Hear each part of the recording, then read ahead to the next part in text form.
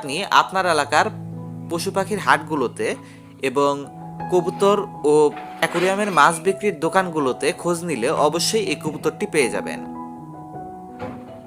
তাছাড়া আপনার এলাকার সাপ্তাহিক হাটগুলোতে খবর নিয়ে সেখান থেকেও আপনি এই কবুতরটি সংগ্রহ করতে পারেন। আপনি যদি লোটন কবুতরের একটা নতুন সেটআপ আপনার বাসায় তৈরি করতে চান, সেক্ষেত্রে আপনার কয়েকটা জিনিসের প্রয়োজন হবে।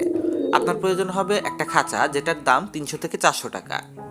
সাথে আপনার একটা পানির পাত্র, একটা খাবারের পাত্র এবং একটা গ্রিডের পাত্র, আর সাথে একটা মাটির মটকার প্রয়োজন হবে।